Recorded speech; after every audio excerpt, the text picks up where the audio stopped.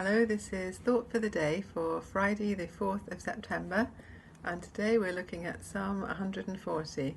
I'm going to read some of the verses from the Message version of the Bible. God, get me out of here, away from this evil. Protect me from these vicious people. All they do is think up new ways to be bad. They spend their days plotting war games. They practice the sharp rhetoric of hate and hurt, speak venomous words that maim and kill. God, keep me out of the clutch of these wicked ones. Protect me from these vicious people. And in verse 5, I prayed, God, you're my God. Listen, God, mercy. God, my Lord, strong Saviour, protect me when the fighting breaks out. Don't let the wicked have their way, God. Don't give them an inch. These troublemakers all around me, let them drown in their own verbal poison. Let God pile hellfire on them. Let him bury them alive in crevasses. These loudmouths, don't let them be taken seriously. I know that you, God, are on the side of the victims, that you care for the rights of the poor, and I know that the righteous personally thank you, that good people are secure in your presence. So over the last 2 days, Helen and Suzanne led us through Psalm 139, probably one of everybody's favourite psalms. Helen spoke about the fact that we can't get away from God and his love for us, and Suzanne encouraged us to say wow to God's creation, including to ourselves, as we consider that we are fearfully and wonderfully made. Many of us have probably been impacted more than once when we've read and meditated on this psalm about how amazing God's love is. For me, you could perhaps call it a mountaintop among the psalms. The trouble with mountaintops, however, is that you have to come down from them. A few of us have been lucky enough to go on holiday recently. In my own case, we spent a week in Scotland where we could walk along a beautiful beach, watch the wading birds, eat good food, and just enjoy a more relaxing way of life.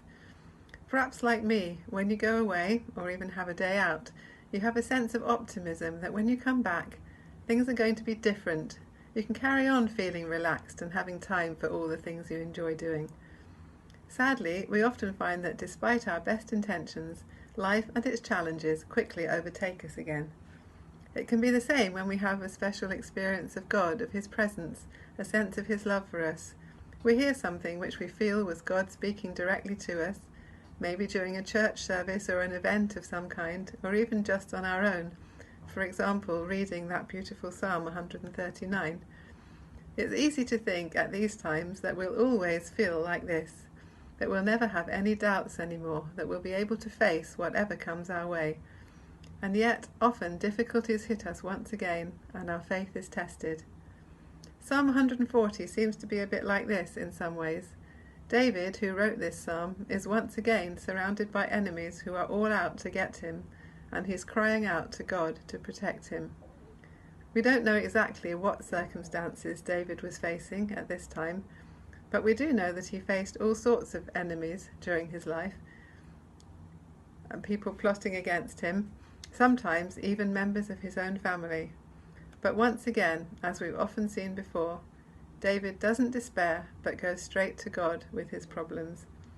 I'm guessing he's able to trust God in this way because of how he's experienced him before, maybe in those mountaintop experiences, those times of worshipping God when he was aware of God's presence close by. So although life is difficult once again, David draws on all he's learned of God's character and faithfulness in the past. David is also very keen not only to be rescued, but also for justice to be done, that those who are trying to bring him down should be brought down themselves.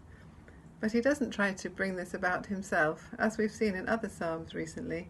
He brings his desire for retribution to God, to allow God to deal with his enemies as he sees fit. So what can we take from this psalm today? For many of us, the joys of summer and holidays are behind us. Autumn is approaching, new schedules are starting up again, and of course many things in life remain very uncertain for all of us, which can make us at times feel anxious, sometimes very anxious. I'm trying to learn very slowly that if a situation arises that makes me feel anxious, or alarmed, or annoyed, or angry, the first thing I should do is bring it to God. This can bring a different sense of perspective when I see the issue in the light of who God is. It doesn't solve every problem straight away, of course, but it is a good place to start. So as we finish, I'd like to encourage you not to despair if that holiday sense of relaxation has disappeared, but also to join in with David's words in verse 6, and this time from the NIV. I say to the Lord, you are my God. Hear, Lord, my cry for mercy.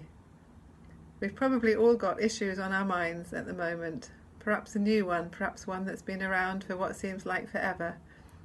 Let's lay these issues down before the Lord and say, whatever happens, Lord, you are my God, and you will hear my cry for mercy.